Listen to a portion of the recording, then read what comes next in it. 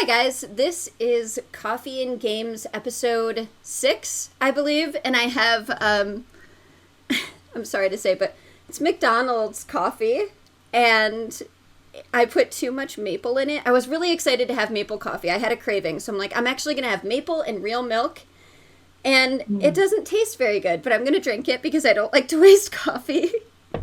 So instead of having a review today, that's what you get. And I am sitting with MMOByte, Mr. and Mrs. Stixx. I'm so excited. I feel bad because I've had to reschedule a couple of times from, pregnancy and things like that, but I'm very, very excited. So if you guys want to introduce yourself, whoever wants to go first, and yeah. Okay, I guess I'll go first. My name is Stixx. I have been doing YouTube for, man, what year is it? Like 2022? 5 years now? A little over 5 years.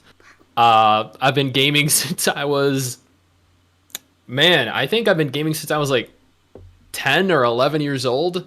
I bought my first PS1. I covered MMOs, RPGs, watch a lot of anime. Like, I'm a huge weeb, a huge nerd. And honestly, that kind of like secured me Mrs. Stixx because we actually met through an MMO, which is, like pretty much what we covered every day of the week. So. Yep. And I'm Mrs. Stixx. I am the second newest member to MMOByte. I didn't really grow up playing games, so it wasn't until Stixx that I actually started getting into MMOs. Before that, I did first-person shooter games. That was my genre. So I just came in, and now I mainly do streaming with Stixx, but those news videos that you guys love so much, that was... But that's my job. I just show up, and I tell my guests what to do. Yep. I mean, that's what you're supposed to do, right? Exactly, yeah. I'm really good at it, so might as well. But day job, I guess, nurse. I did nursing for 7 years, and then I took some breaks so we can focus on YouTube and Twitch. It's been fun. And what MMO did you guys meet playing? If you don't I mind. knew that was gonna come. I'll tell the story. Okay. You messed this up.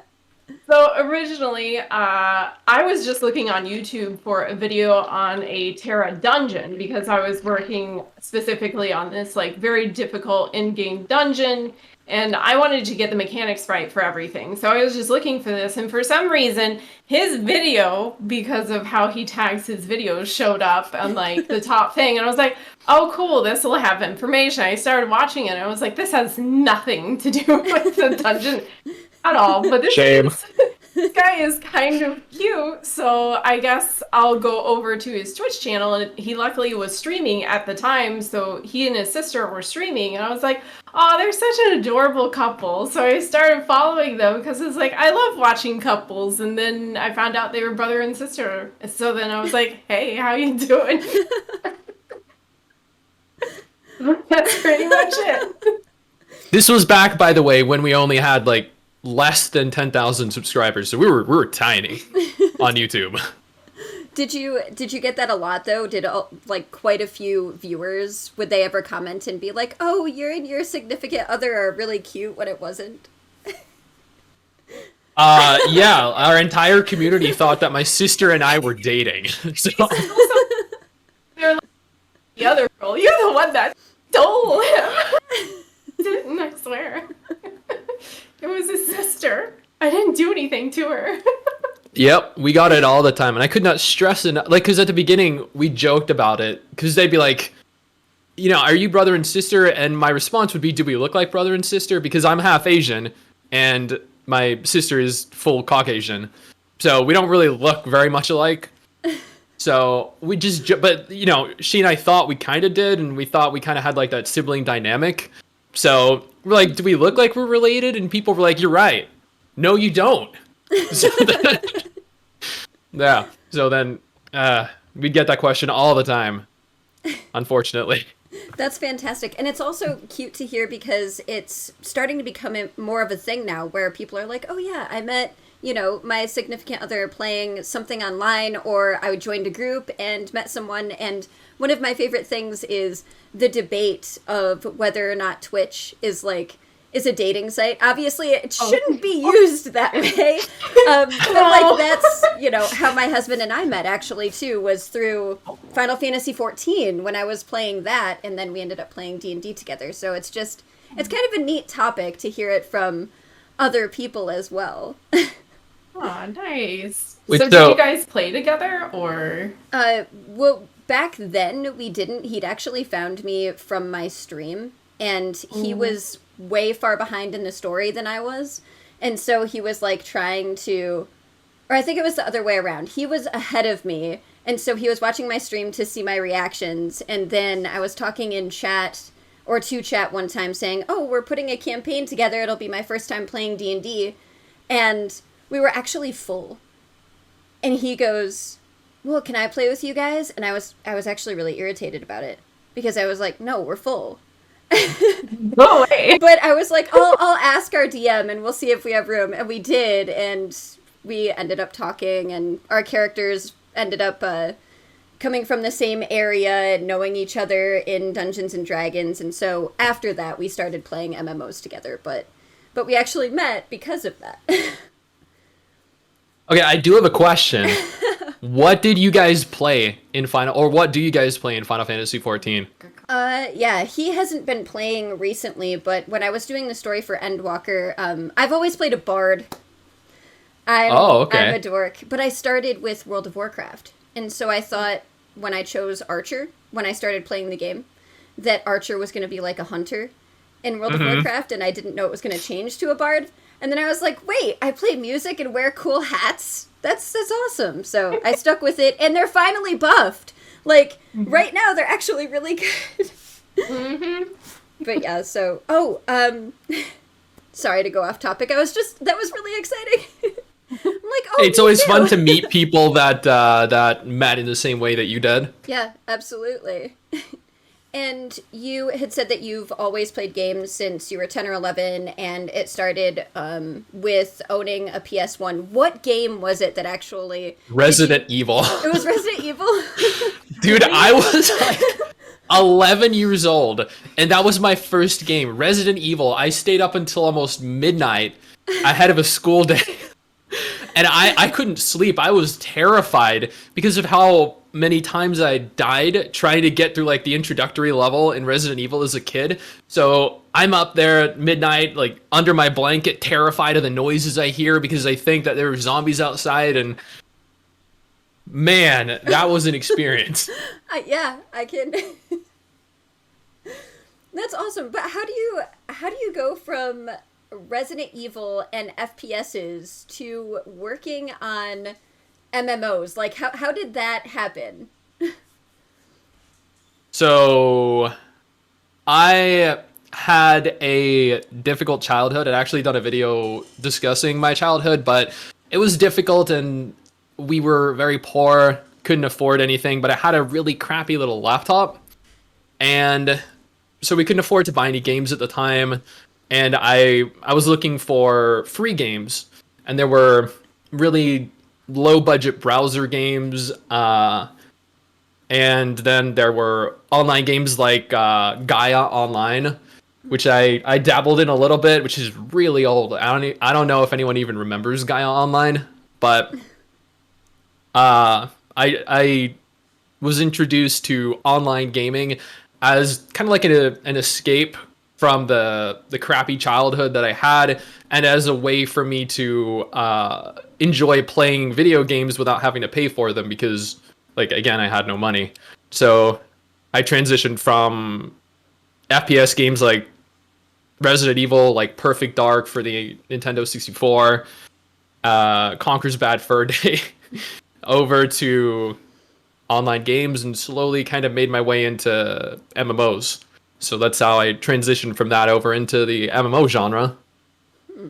And what about you, Mrs. Stixx? How did it get to be that way, especially with you starting with FPSs? I'm notoriously bad at FPSs, so I'd love to hear what what your actual background in that is. Like, did you do anything competitively before you decided to start playing MMOs and then help out with the content? Oh boy.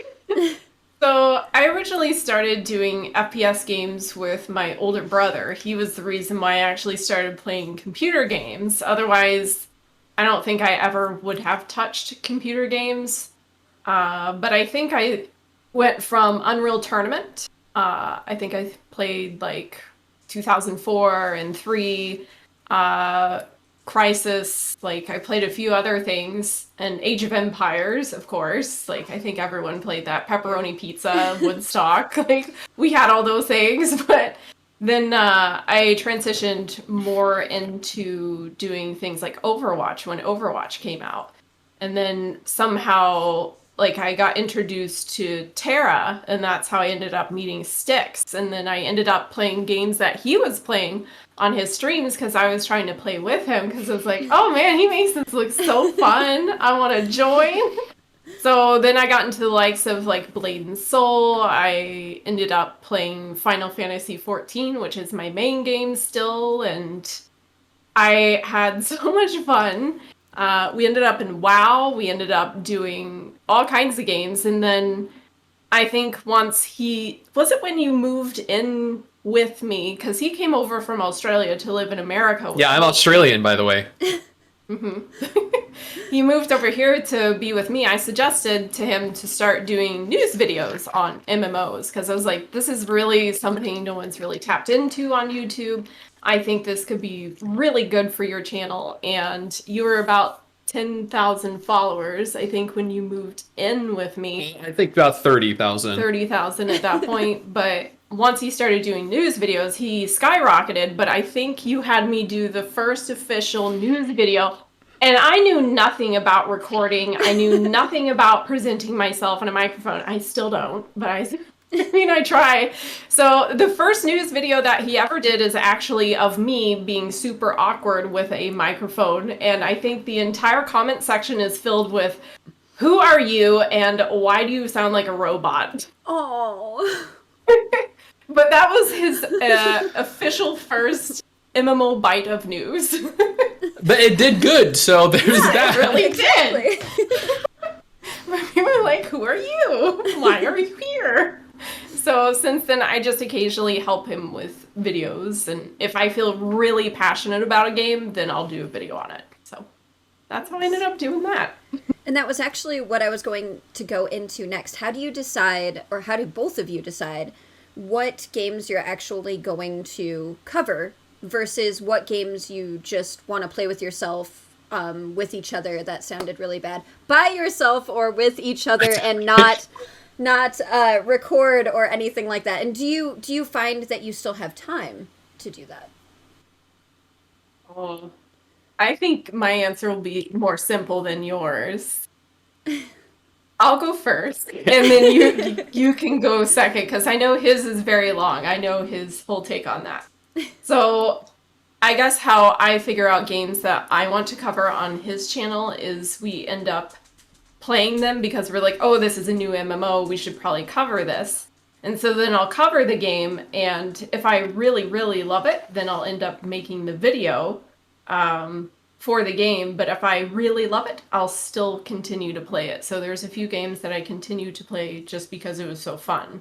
I do have a lot of time to play games, so I mean, I do just fine playing a lot of games. But you, on the other hand, that's a different story. I saw the original sigh, and that was like really, really pronounced. I'm ready. So I do various types of videos. There are the top 10 video or top 10 list videos. There are the gameplay videos, the new impressions of new games videos. There are what started as weekly bites of MMORPG news that turned into more of like a bi-weekly or monthly thing. Then there are the daily news videos where I cover like anything that I see online, which I guess leads into the how do I decide what kind of videos to cover. Typically, one of two different ways. We have a fairly active community, either on Discord or social media or on YouTube, and people always DM me saying, "Hey Stixx, have you heard the news about X and X game? Or did you know a trailer for this game was released? Or did you know this update happened? Or this game's getting this new class or something like that?" And like 99% of the time, I'm like, actually, no, I had no idea, because when I'm not working, I'm like sleeping. Yep. So Actually, yeah.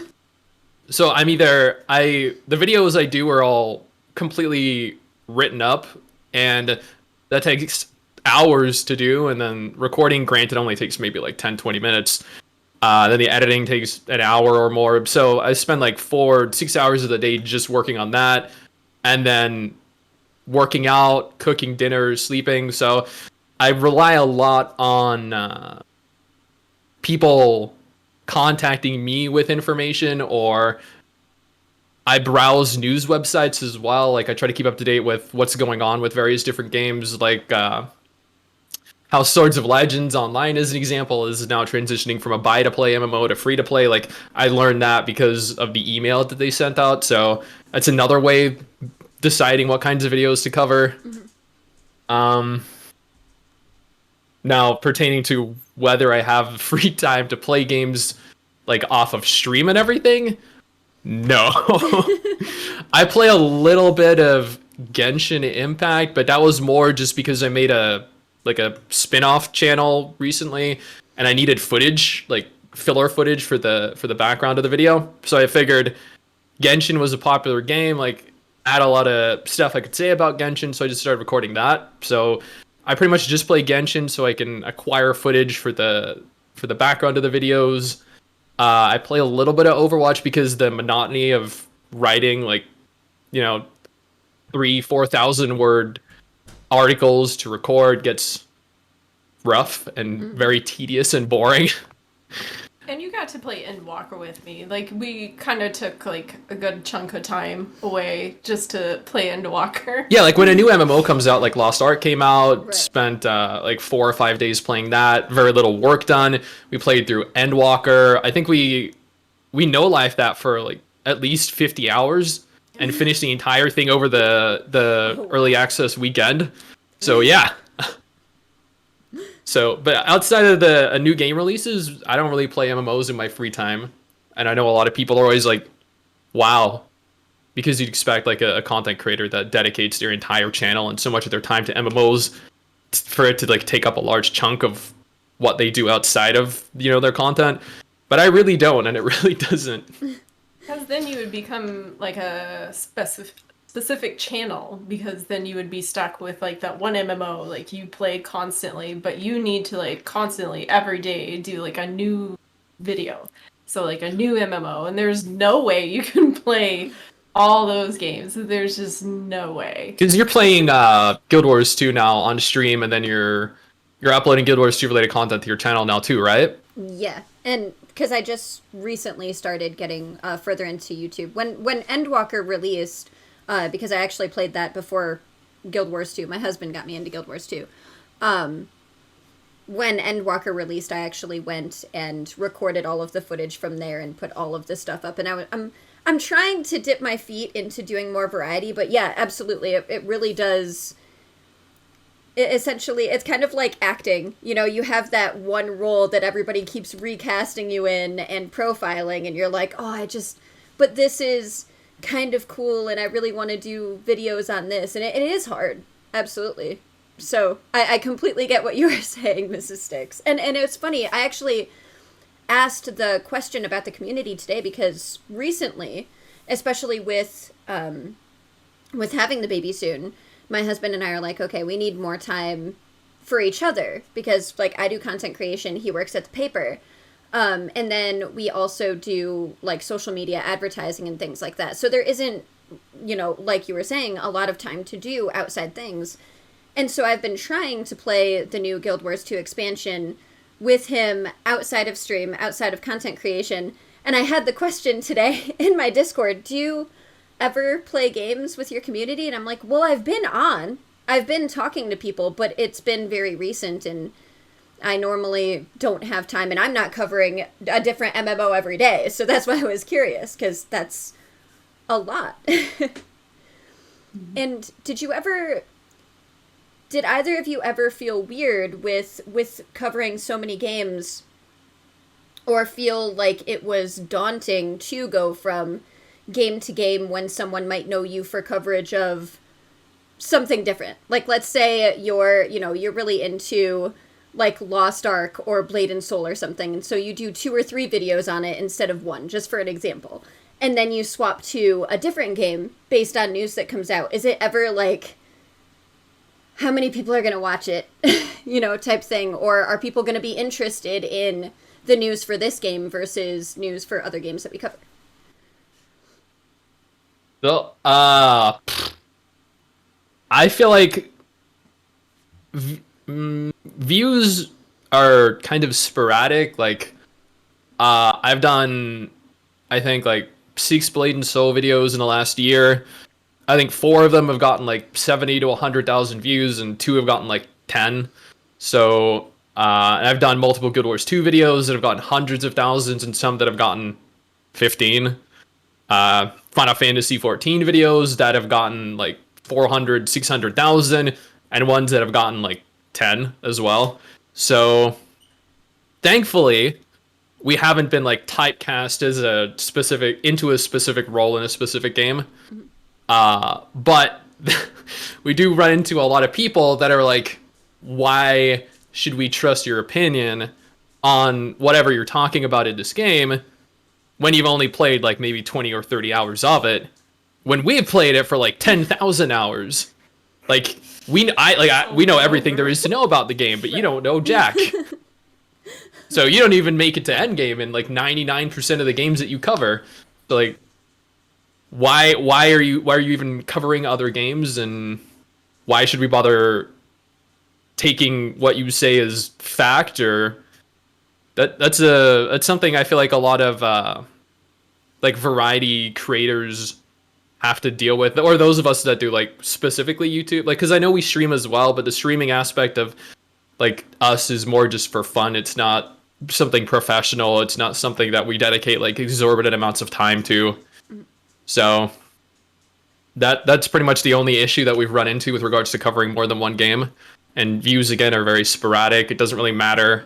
Like, again, we could cover 20 Lost Ark videos, and half of them do incredibly well, and the other half do absolutely garbage. But we also see that in streaming. Like, when we did Guild Wars 2 streams, like, we had the Guild Wars 2 community, like, you'd see like the same amount of people, you'd see like the general same people every day. But unfortunately, when we stream, like, we like to mix it up, because we like to say that we're variety streamers as well, just like we're variety YouTubers. So then we'll change the game. So then you'll see like the viewership go from like 300 steadily for like when we're doing Guild Wars 2 to down to like 100, 200 for like a different game, because we want to play it. Or then we'll do Rise Online, and that had 5,000. Then we'll do a different game, and it'll dip down to like 300 again. So it's very varying numbers depending upon what you do. Variety is very difficult, I think, to manage, because it's difficult to cater to everyone. Because some people are there for one specific game. They want to see the streamer play their game, but if you're not playing their game,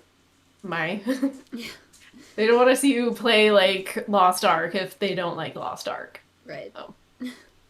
And you were talking about like certain comments of people being like, why should we listen to you if you don't have as much playtime in this game as I do? How do you respond to that? Do both of you have the same response? Do you actually like pay attention to your YouTube comments? How do you deal with that?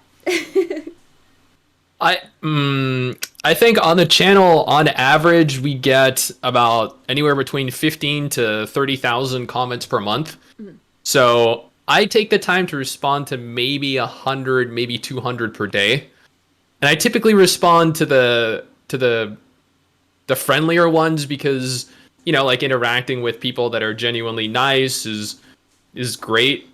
But then the people that call you out for not investing much time into the game, I mean, you could take the time to respond to them, but realistically, you're not going to change their opinion. Like, they feel like unless you have pushed competitive endgame content, it does not matter. So no argument that you try to have with them, no discussion. Like, there is no option for discussion because their opinion is final. If you do not push competitive content, that's it. It doesn't matter.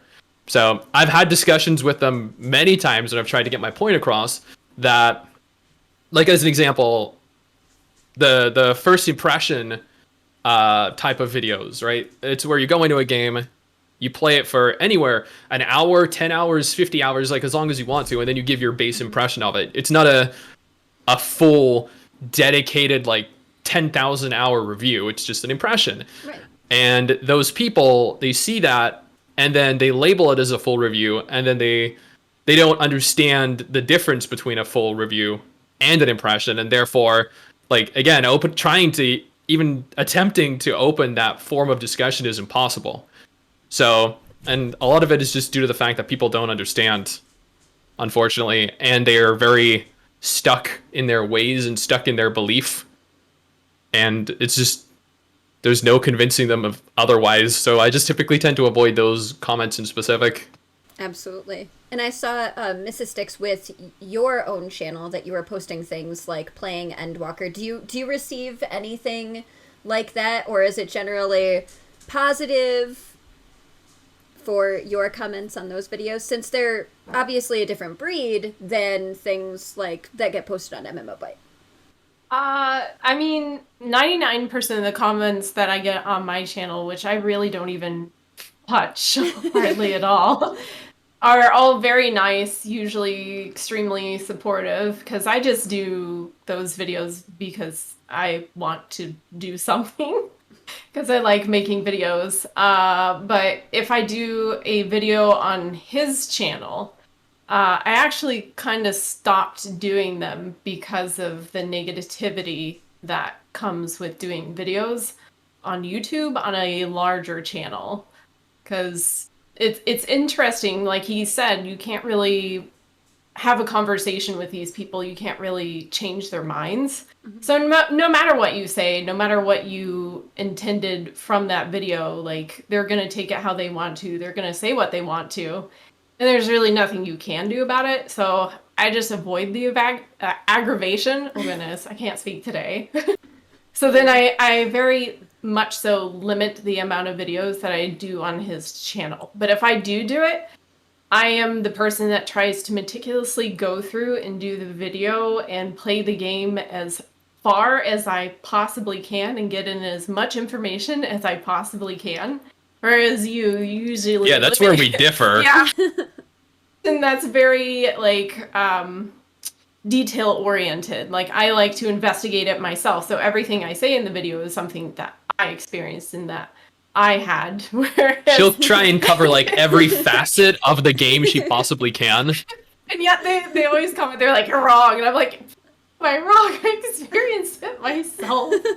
But okay. But yeah, you can't really argue with that. It's just how it is. Yeah, absolutely. I've had a lot of people that when I've said something about a comment that I've received, people are like, you actually look at comments? And I was like, okay, so now that I'm interviewing people who have, you know, these larger channels, like you were mentioning, the amount of comments that you get, I'm like, I wonder if they read theirs, because... Yes. You see every comment. Oh yeah, I read so many. Yep. Responding to every comment is near impossible. I think we both try when we do post the videos. Well, I try to respond to every comment because, I mean, if you're going to come on my video and comment, like, I appreciate you. I will, like, do a comment back at you. But, like, I can't comment at it, like, a week later or 2 weeks later. It's right. Gone.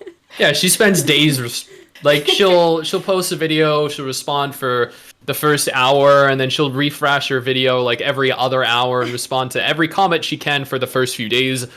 I, on the other hand, am like... I'll look at the comments. I'll be like, okay, they're, you know, in the first half hour, there's like 40 comments. I'll scroll down. I'll be like, okay, that looks easy to respond to. That looks easy to respond to. So respond to like 15 of them. Then I'll spend the first like 3 hours responding to the next like 50, maybe some more later in the evening, you know, when I'm bored and don't have anything to do. respond to the odd comment here or there from another video.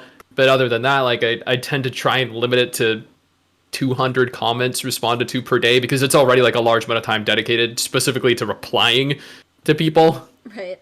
So it gets crazy. And the people that are like, why don't you ever respond to me? Or why don't you ever like pin my comments? Or why don't you... It's like, dude. Notice me. It's a personal vendetta, obviously. I purposely ignored your comment. Because, like, as an example, a couple days ago, I posted a video, and I think I responded to about 30 comments in succession.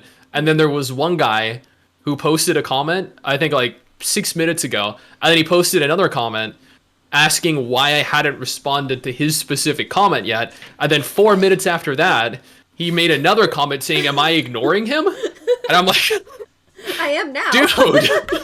Yeah, exactly. I ended up just screenshotting that and posting it on Discord because I found it hilarious. Notice me right now. I think I get that mainly more from stream than I do from YouTube comments, where people are like, or like, let's say you're actually, you know, especially with something like Endwalker, and you're really paying attention to the story, and let's say you don't have it on emote mode, and someone says something, and you're watching the story, and then they comment, and they're like, wow, you totally ignored me, and I'm like, no, I'm playing a game. Like, I'm not just entertaining you, I'm also playing a game, but... we occasionally get those. Unfortunately. Yeah. Out of all of the MMOs you've played, and I know you both have different takes on how you approach them and how you make videos for them and what you decide to play, are there specific features for MMOs that you look for or that you enjoy more that you like to talk about in your videos? Talk about in video. So, like cover, I guess, is there something more enjoyable for, like, if you're doing something for news, if an MMO has a certain feature, is it, even though it's work, more fun to cover because it has that feature? Fun. So, like, typically, like, if we're associated with anything in specific, it's more with hype, and that is that, you know, I get excited about all these different games that I see, and I don't really, like, cover the negative side of the games because I don't know, I don't have, like, the time or the patience to go through hours and hours worth of negative comments and, you know, the issues that people have with the different games. But I feel like the videos that I do where I get to cover those negative aspects of games are probably the most fun to do, because I sit there, like, legit, I sit there and I read through the comments just breaking down in laughter, and then I start writing it up, and then I start recording, and then I see something else that's just absolutely absurd. I can't stop myself from ruining the take because I just break into uncontrollable laughter. And sometimes I use it, but like, typically when covering news, it's just like, oh, this game is, you know, they're expanding their narrative, they're introducing a new class or a new area, region, blah blah blah, like, oh, this is a new game, this looks really cool, the combat looks amazing, the character models look really, really good. But then you get those negative ones where you're like, I can't believe this developer actually did that. Wow. So they're the favorite things, they're my favorite things to cover. Which I know is unusual, but hey. Not necessarily. You and I are very different. So what is yours then? So I like covering the fun aspects of games. That is my favorite thing. My new genre of videos that I've enjoyed doing is playing through a game and focusing on the really silly things that NPCs do. I guess that's mine, and then I guess I enjoy focusing on unique games like Book of Travels. That was an absolute joy to play because it was just so interesting. It was a tiny MMO. It was just so fun to just go out, and all I could do to communicate with other players is use an emote.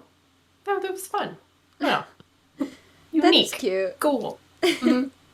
And so out of everything that both of you have played, do you, even though you might not spend a ton of time on it and you have to go to the next game, do you have a favorite at all? Or a favorite region? Like, do you prefer Western MMOs? Do you prefer Eastern MMOs? And then is there one absolute, like, this was a ton of fun to play. We don't play it anymore because we don't have enough time, but this was fun. What are you looking at me for? Well, you have one, like, definitive game that you like above and beyond everything else, so. I love the Savages and the Ultimates. I have so much fun doing that. I had a lot more fun, I think, with you, like playing with, specifically with him, was WoW, because we did PvP. I love the PvP and WoW, especially the open world PvP, whereas Final Fantasy XIV, I love the game, but the PvP is not for me. So that's what I love. That's my favorite.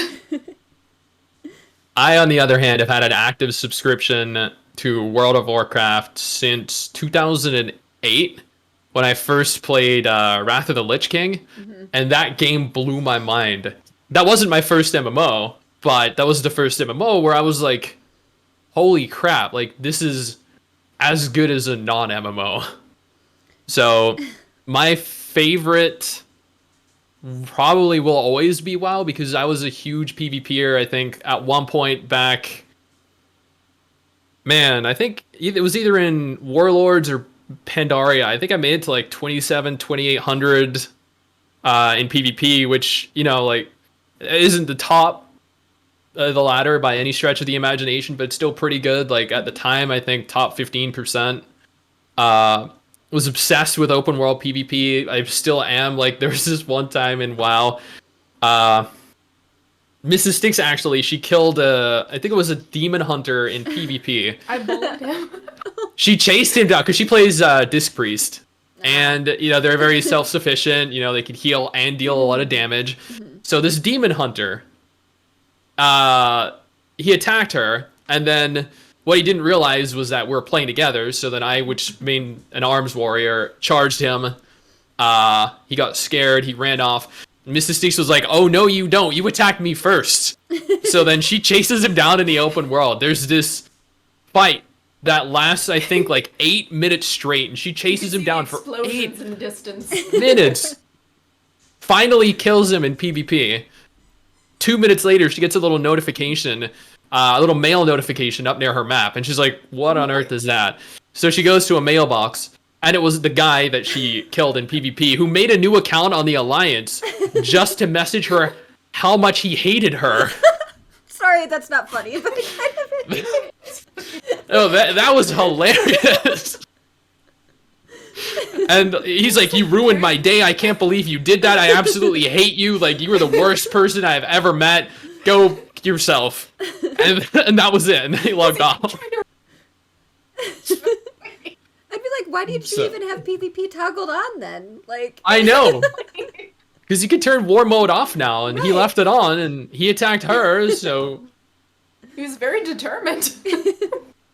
So those kinds of experiences like that are what made me love WoW more than any other game. Because, like, you know, the dungeons in Final Fantasy XIV, they look better than WoW. The raid fight, or, you know, raids you can't really compare.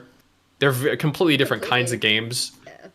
Final Fantasy XIV does a lot of things better than WoW, but at the same time, there are just some experiences that you cannot get in Final Fantasy XIV or any other game that you can in WoW, and that is one of them. Yep, absolutely. That was my first MMO, was World of Warcraft as well, and it was right around Wrath of the Lich King too. So it's like, yep. And I actually, that's a great point to start in the genre. Absolutely, and I don't know how many people will be hyped for it, but everybody loves the story around Wrath just because of Arthas and the Lich King and Boulevard.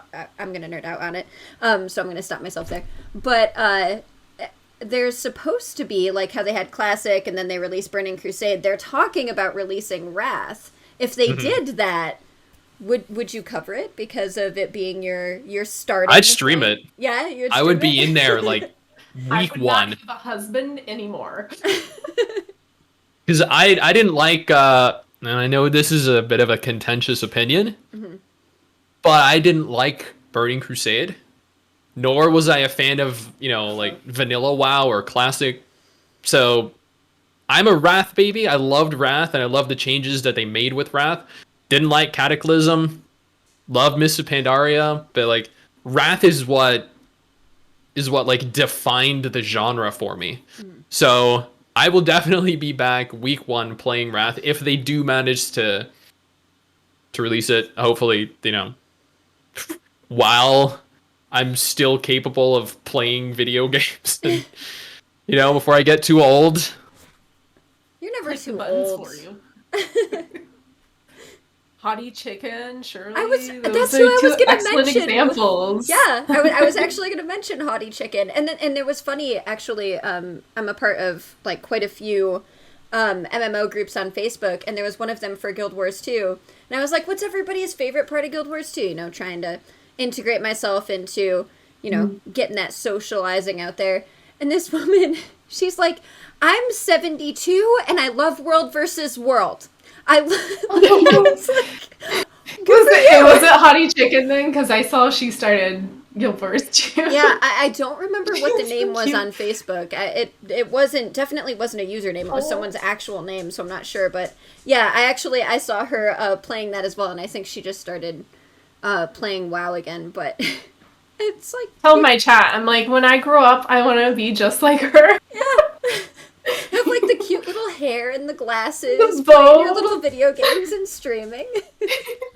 Speaking of that lady, though, I forget when this was. It was years ago, but there was a guild on one of the North American PvP servers in WoW that was solely comprised of people in their 60s and 70s that would exclusively PvP. They would go out of their way to go around the open world hunting down other players. And they were just like, they're all grandmas and grandpas. And I was like, dude, yes, that is going to be me one day. This is what I do with my retirement. I chase people around in a video game. That's actually, funnily enough, I started playing World of Warcraft initially because of my grandpa, because he played World of Warcraft and Diablo. And he was talking to me about how cool WoW was, and he's like, you should play. And by the time I actually started, it was around Wrath. I think it was actually technically the end of Burning Crusade, and they made the announcement for Wrath. But yeah, it was my grandpa, and he's like 80 now. He was like, yeah. Your grandpa is awesome, just FYI. I don't think he really knew how to play the game, but just the You don't fact have that to he know, was you so just have to excited play. about it. That's so cute, though. And so have you ever, because of like having your community talk about different news or just seeing something online or through an email, have you ever covered a game that you actually really disliked, even though you try to talk about the hype side of it, like all of the positives? Were you like, I really don't want to talk about this game, but kind of have to because it's big news? Like half the games I covered? I mean, what? I mean, like, I have specific tastes. I only like very specific games. WoW, Final Fantasy XIV, Guild Wars, ESO, BDO. Typically the bigger ones because they're I don't know, they're higher quality. But there are other games out there like Archage as an example. Every time I have to cover that, I'm like, man, do I really have to? Because it's just going to be me going into it and being like... So, Game Ago, they were the people that released Archage Unchained as a buy-to-play MMO, and they were like, the game was originally free, but now we're offering you this game for a premium price with no pay to win. And people were like, oh, that sounds great. And they're like, you buy this one package this one time, you'll never have to pay for anything for the rest of your life. The next year, they're like, okay, we're releasing the first big DLC for the game Garden of the Gods, but you have to pay $20 for it. And people are like, wait, what? And then they're like, oh, well, we've come across hard times, the game's not really making much, and we never, like, explicitly stated that that would be the case permanently for the entire game's run. And so, Kakao recently acquired rights to Archage from Game Ago, and now Archage is a full pay-to-play subscription-based MMO. So the people that bought the game originally for, I don't know, $50, $60, and then bought Garden of the Gods for $20 now have to continue to pay $15 a month to play it. And like, Oh no. yeah. So then when I have to cover games like that, I'm like, I cannot get excited for this. I cannot get excited for anything remotely relating to any of it. So it's just me sitting there being like, I really hate this game. I don't know why anyone plays it. I don't know why anyone enjoys it, but this is happening. I just want you guys to know, new content update, but I wouldn't advise any of you to play it because you're just trying to steal, or steal is a strong word, just trying to milk as much money out of you as they can. So games like that, games like Bless with NeoWiz. Oh yeah, when they tried to release and how long ago was that? When they were trying to do another release for NA, and it was literally out for like a couple of hours, and it was still so buggy that everybody wanted their refunds, and then like Steam wasn't refunding, and so there was like a whole big Not Yeah, go that off was on a tangent, but I remember that because I bought it and I forgot to refund it. Oh no. So I still have it. That's okay. She never refunded it either. I did. I played Bless Online in Russia, Korea, and Japan. So I did plenty of... I had played the game extensively. Mm-hmm. But then, NeoWiz released Bless Unleashed, which I think hit almost 100,000 concurrent players at its peak, which was a ridiculous success given Allion only hit, I think, like 18K or less at its peak, and so many games that released in the last year have done terribly. Mm-hmm. And then Blessa Unleashed, after dipping from, I think, 80,000 concurrent down to, I think they were at like 6,000, they were like, you know what? We're going to sell the game. So they gave the rights to the game away. They distanced themselves from it. And I'm like, these developers, man, like they really do not care about their players at all. Nope. So it's so hard having to cover all these different Eastern games, not Western ones. The Western ones seem okay, unless we're talking about the Kickstarter games. Oh boy. But like Western MMOs, typically they're, I don't know, they have more respect for their gamers than the Eastern ones do. The Eastern ones are just like, here's a game, you play it for a few months, okay, we earned as much as we could, we're going to shut the game down, relaunch it in a couple years from now as, X Game Classic, X Game Unleashed, X Game V2, like... Awakening. Yeah. It's like Coke and Original Coke. That's all I can think of for right? that, like that branding. And you held your Coke up at the same time. I know. Oh, yeah. See, there you go. I didn't even notice that. I was moving my hair out of my face. Not sponsored, by the way. Not yet. Oh, okay. Yeah. I like that. We'd be doomed if they ever sponsored us. We would never stop drinking Coke, and I would get so tired of it. Well, with all the caffeine in it, I don't know if you'd get tired. No. That's true. Dutch. Are you guys excited about like any games that are coming out right now, or any expansions, or is there anything that you haven't hit yet that you're planning on doing news for? Well, are there any games you're excited for? Yeah, Xenoblade 3. Oh yeah. Xeno Wonderland. I'm so excited for those two. The new Star Ocean game. Yep. I know they're not MMOs, but Final Fantasy 16. Yeah. Yep. Final Fantasy 16. I'm excited for that since it's going to be high fantasy again. Like, yeah, that's so cool. That's one of the reasons I love 9, because like 7, in my opinion, has the best story, but 9 is more high fantasy.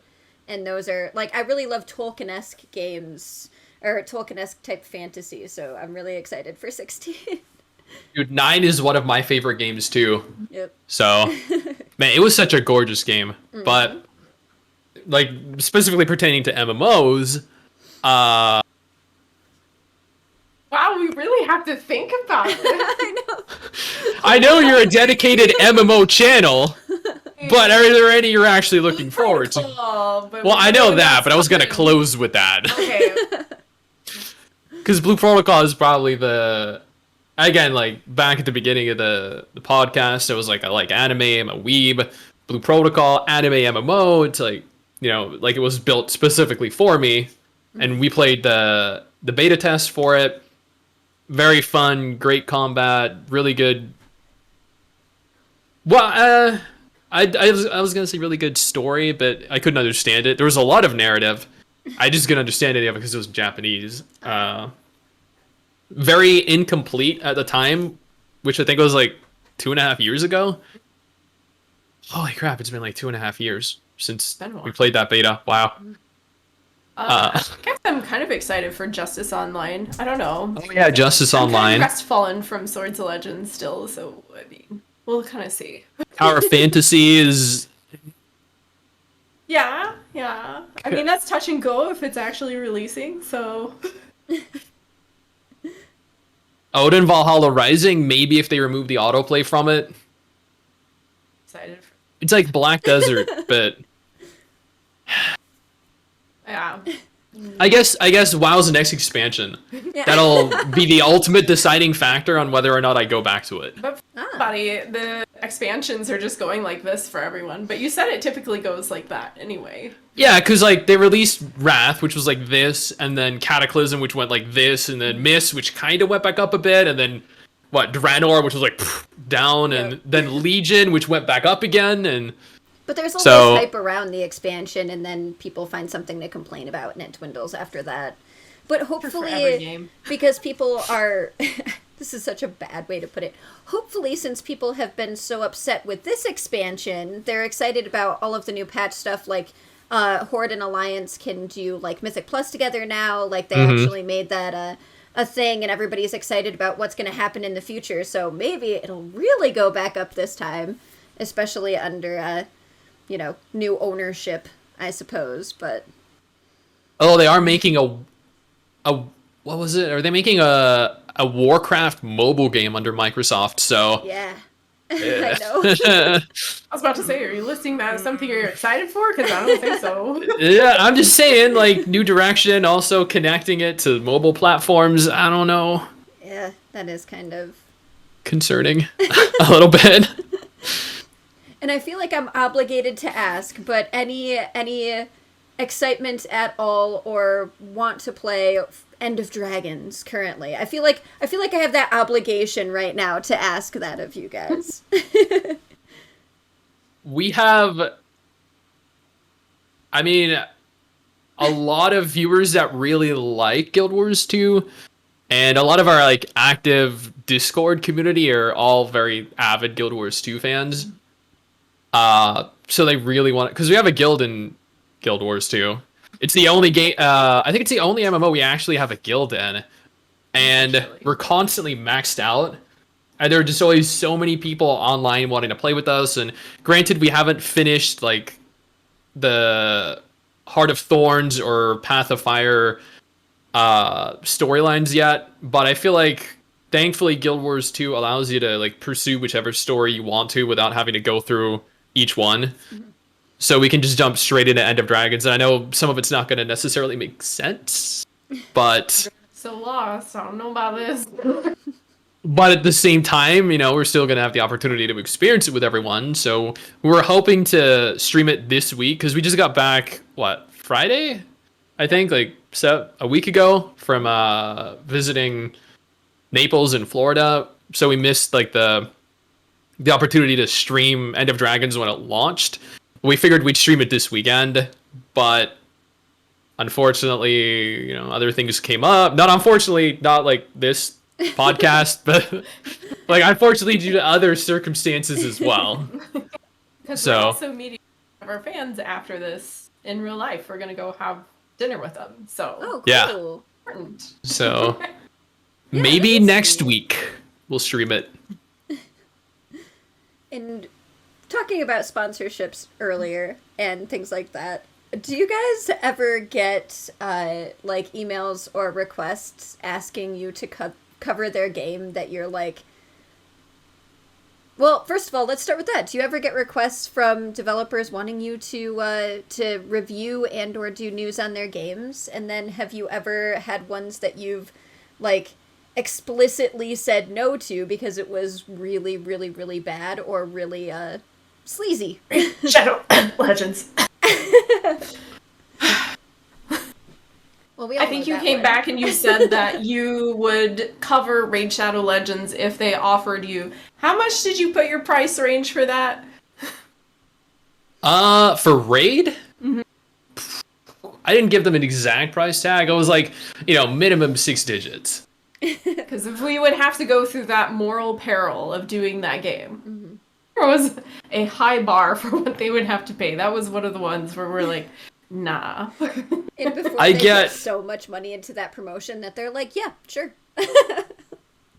I get about 100, maybe 150 emails per month, specifically pertaining to being sponsored to cover games.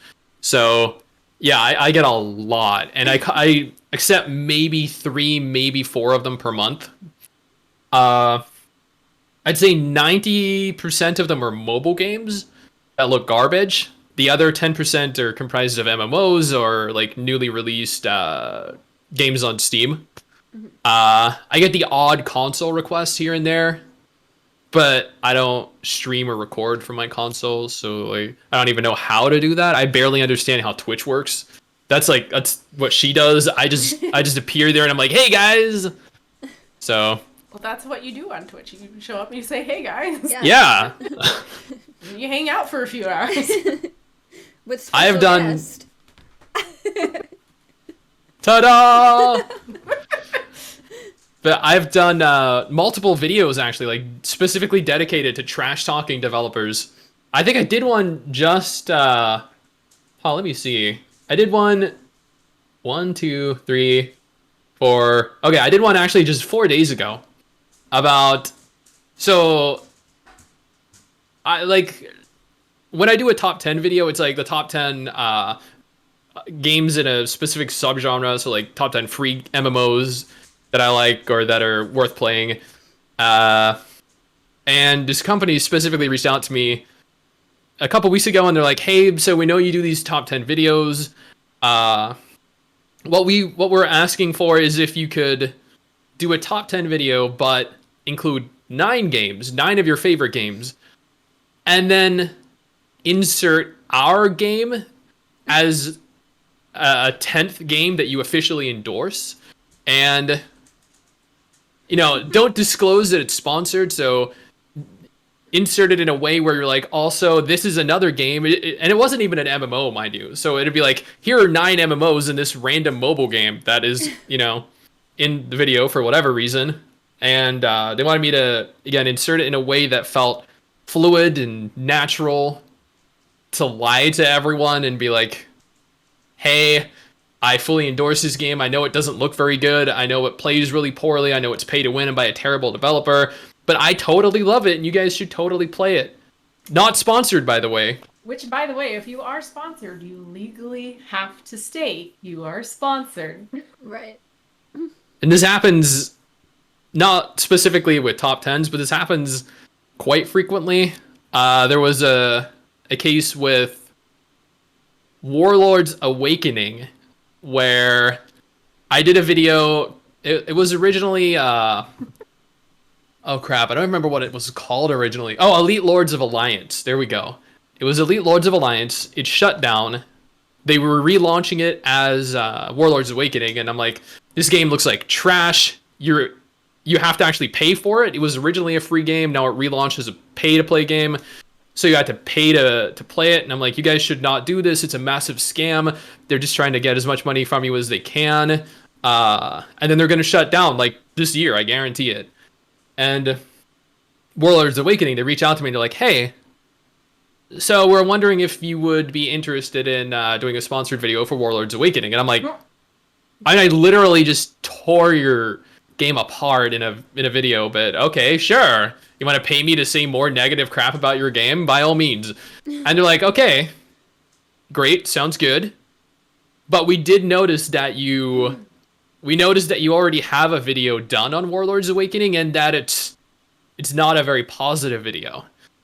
So what we need you to do is to remove that video, and then we can proceed with this paid sponsorship. Because your viewers are going to get the wrong idea. They're going to see you talking negatively about it, then positively about it. So if you could just remove that negative video, then we can go ahead and pay you for this new positive video. I'm like, are you serious? Like, in what world?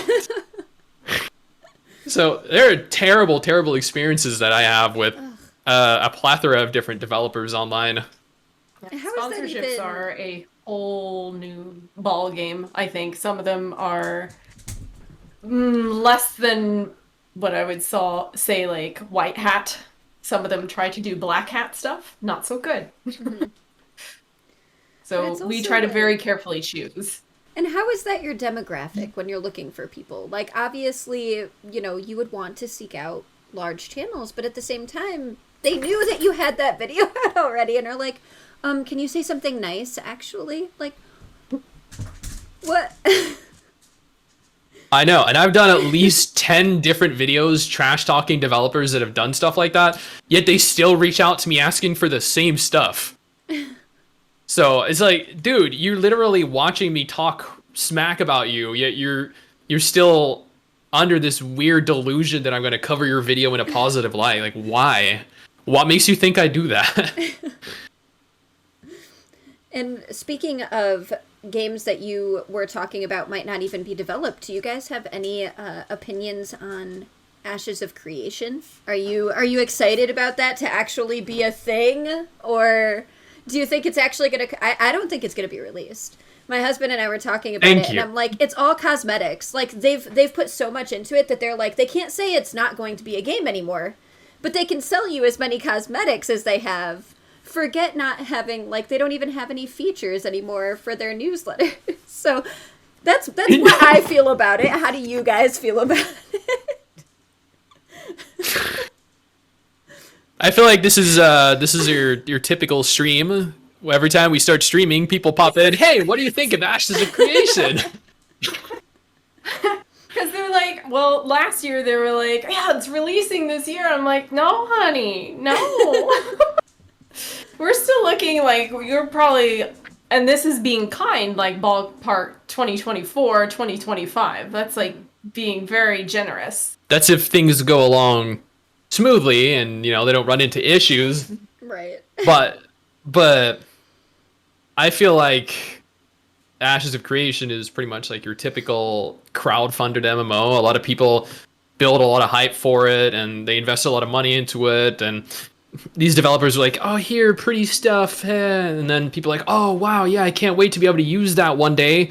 You know, 5 years go by, and they're like, oh, here, more pretty stuff, and people are like, oh, yeah, spend more money. Yep. Fast forward, I don't know, 10 years, game still hasn't come out yet. Like, when was Ashes of Creation even announced, right? Like, back in 2016? Yeah.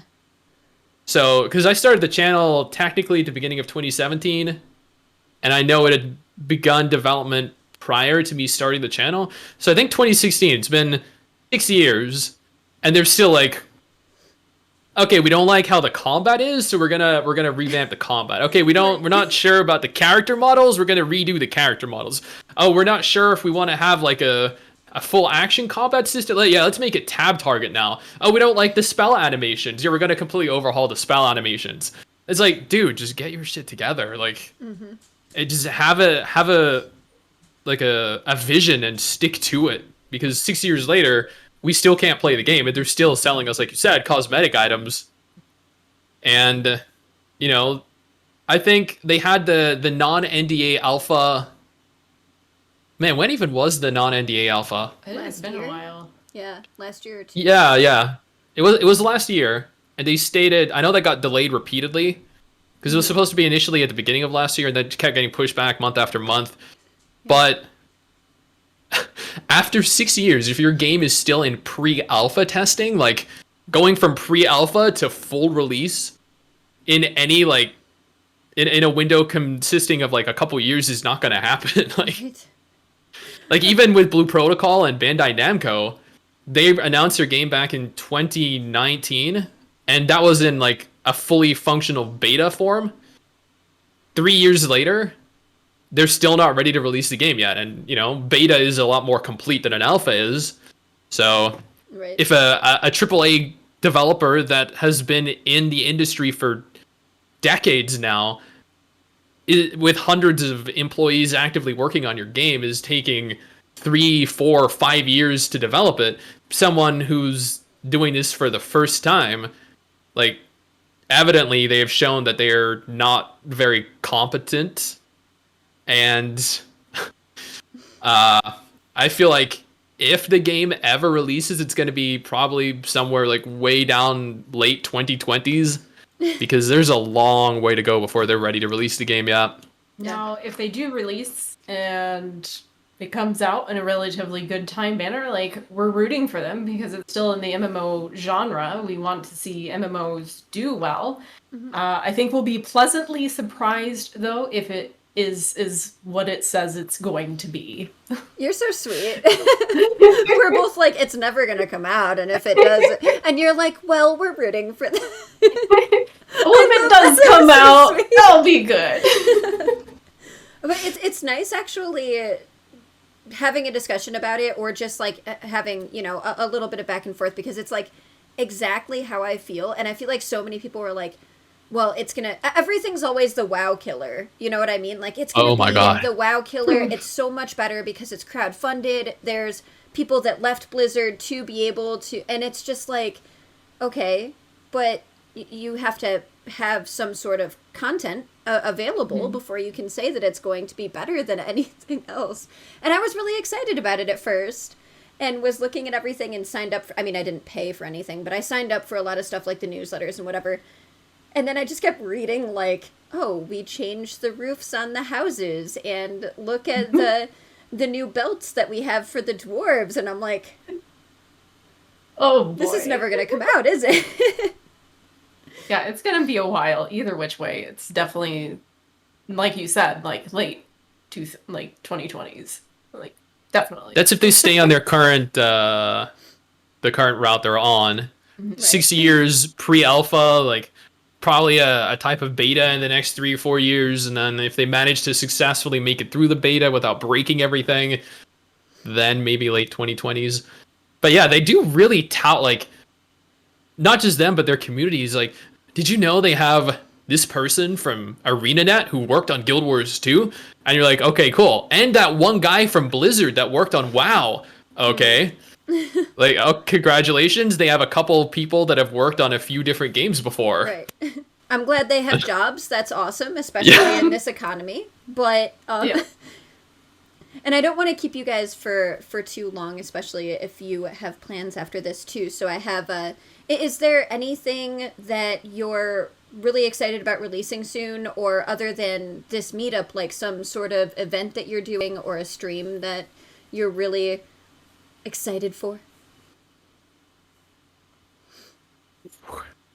I mean, I have recently been busy with the little, like, spin-off channel that I have on the side. So I've been, like, the plan was for me to, because we've been streaming for, like, 20 months straight now, which is not what we ever intended on doing, because, like, me doing YouTube takes a lot of time, and then streaming for 3 to 5 hours 3 days a week is 10-15 hours worth of time that I'm no longer working on the channel. So I needed to take a bit of time off of Twitch, so she was going to stream by herself for the next, I don't know, month, maybe a couple months, so I could focus more on my main channel, my spin-off channel. But I was hoping... Wait, is this what you're excited about? Is me taking over streaming? No, I was more alluding... You should be excited about taking over a stream. It's an event. I'm going to be streaming by myself for, like, 2 months, and we don't have to worry about Mr. Stixx coming in, and... Finally, a wholesome stream. Dude... I make literally the most wholesome content on the internet in the entire MMO genre. Out of all the MMO tubers that exist, I am the friendliest PG-13 wholesome. It's your nose not touching the other side of the world. Your face too. You're just like, yeah? Tell me more. Okay. But I was hoping, I was asking around because I was curious what it would be like to have Mrs. Stixx's very own, like, VTuber avatar. Aww. So what I was hoping for, was to find someone. I found some people on Etsy that only charged like $1,000 for a VTuber avatar, and I was like, maybe she could then, you know, entertain with her VTuber avatar, because that'd be kind of fun. That'd be something entirely new. Wait, did you not know? What are you doing to me? Wait, does that mean I'm now you talking my anime girl voice the entire time? Oh man. But that could be fun. That's something new and exciting to do, and you know, people seem to love VTuber stuff, right? So I actually found that really surprising when all of a sudden that started and it ended up being really big. I was just like, oh, I never would have.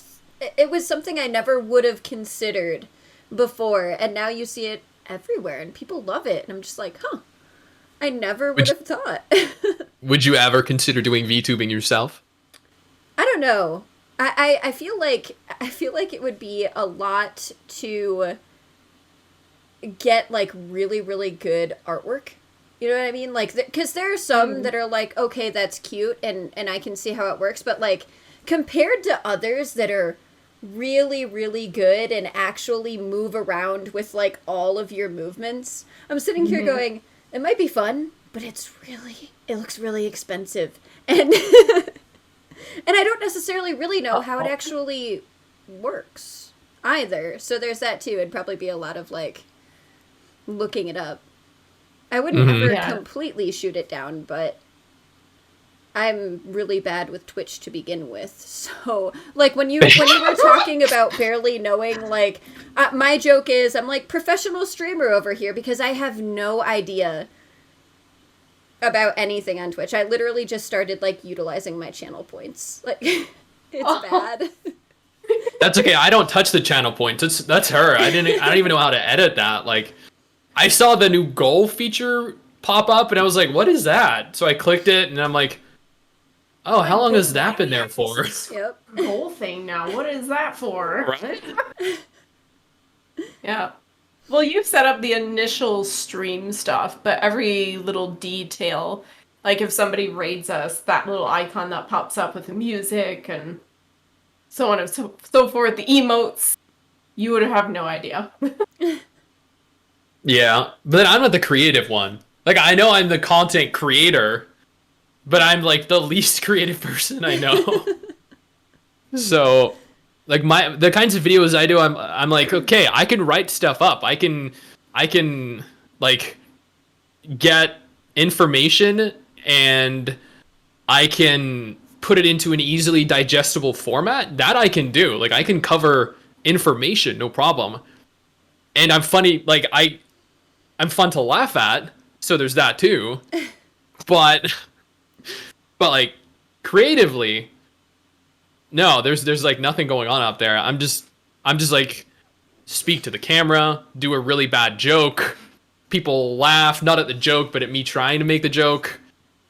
And then, you know, it's quick, it's easy to edit, and that's about as far as my creative thinking goes. Mrs. Stixx like, I'm gonna put in all these really fancy edits. I'm gonna spend like a whole week editing a 2-minute video, and I'm like, dude, it'll take me 5 minutes to edit a 2-minute video. You're taking a week.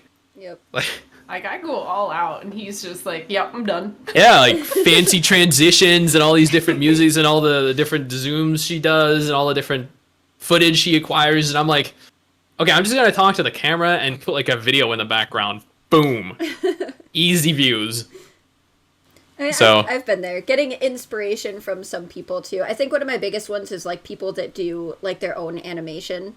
Like one of my favorites is Joe Cat. Like, I love all of his D&D videos, and I'm like, oh, now I am inspired to really try to edit. And then I try, and I'm like, I just realized I don't know how to edit because I've literally just like recorded a video, done a couple of transitions so it's smooth, and been like, all right, we got some gameplay in there. I gave my impression, and now we put it up. But so I see where you're coming from, where both of you are coming from, actually.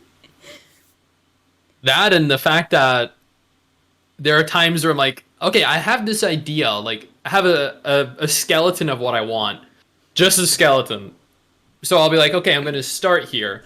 So I do like a joke, and then I have like an effect, and I'm like, okay, we're off to a good start. 15 seconds into it, I'm like, I hate this so much. So then I trash the entire thing, and I'm like, I'm just gonna finish it off doing what I normally do. So 10 seconds of great editing, and then 7 minutes of just normal me. So I'm the type that's like spending like weeks editing a video, and then I accidentally trash it because I'm very like going through my video list and then deleting things, and then I delete it permanently. It's gone forever. So then I have this very detailed video I've deleted like 10 minutes of. That's what I do. You just trash it because you're like, no, I'm done. Me, I'm like, I'm not done, but I trash it. No, yep. That's a lot. And but if you guys want to let everyone know where they can find you, again, this is the part where we really shill and plug everything. And also, if you wanted to talk about your other side projects that you've been doing, feel free to tell people where those are, where they can find you, and what's going to be on anything that you're excited to post. And okay, well, you can find me in Raleigh, North Carolina. All my future upcoming projects are on my computer. So there's that. My socials though. My Twitter at Stixx. I think I have an Instagram still. I'm not sure if it got shut down or not. It's also Stixx. The MMOByte Twitch. I'm not gonna mention the Facebook because I don't remember the URL for that. Because who uses Facebook anymore? Oh wait, no, you said you use Facebook groups. yeah. Did you just laugh at her for using Facebook? What else? The channel, MMOByte, by the way. You can find us there. I have a mobile channel as well. Don't really upload very much to it because I'm not overly fond of mobile games. Your socials? Yeah, you can find me on Twitter, which is the short nurse with underscores between each word. I do a lot of posting just funny stuff. I'll just talk about my general day. You can also find my personal channel, Mrs. Stixx, on YouTube. I have a video that I'm actually editing right now of my static and us going through this entire tier, of Savage. So, yeah, that's where I am. Or MMOByte, you'll occasionally catch me there if he manages to get video footage of me helping him with a game at some point in time. Carrying me through all the different games we play because she actually... So broad. Well, one of us has to do the carrying, the other one is the entertainment, so... It's true, because he'll walk in the game and then he'll start running into a wall. I'm like, babe, you're literally running into a wall. Can you just like move and follow me? And you're like, oh yeah, I was talking to chat. Well, I'm sure she can relate, right? You know, you look at your chat and then you look back at your screen, you're like, how did I get there? Where am I? To your left, dear. And you, thankfully, as a streamer, you have the option here, the ability to blame chat for anything that happens. Because, like, you know, you get hit by a boss AoE, like a telegraphed attack, and you die. Chat laughs at you, and you're like, what are you laughing at? That was your fault. I was reading your comments. I was responding to you guys, not paying attention. So, I'm a great gamer normally, off stream. But when I'm on stream, like, this is your guys' fault if I die. And if you tune into our stream, which is MMOByte, you can come see a wholesome stream for a limited time. Maybe even with the VTuber avatar. I was just gonna say, until the VTuber avatar shows up. Wait, you don't think it's gonna be wholesome with a VTuber avatar? Is that what you're saying? You're having it created and she had no idea. Wow. Wow. Oh, I thought she was referencing your thumbnails. And I was like, she has no point. I'm just thinking. Well, I'm having it created for you. You have no idea what it looks like currently, or who I was talking to about it, or or what sounds might come out of it. What sounds? I don't know what's going through your head, but you've never heard like VTubers like that, where they have like their own soundboard and they have like these really breathy like sounds for when they have their VTuber thing up, when they're not talking. No, I've actually never watched a VTuber before. I just know that they exist. Don't worry, dear. I watch VTubers. I got this. I know she's the person that like does all the socializing and everything. I hop on Twitch for like 10 minutes a week. So I'm like, oh hey, there's someone we know streaming. I'll stop in for a few minutes and be like, okay, now I gotta go work. So that's about as much twitching as I do, and I don't pop in people I don't know's streams. Yeah. So I don't follow VTubers because You follow Karen. Karen does VTubers. no, she does. This is her actual like real face for like 99% of the stuff. But she has this adorable little cute. I've never seen it though. She's too happy. I've showed you. Well, that's how little of an impact it left on me. I'm gonna tell Karen now.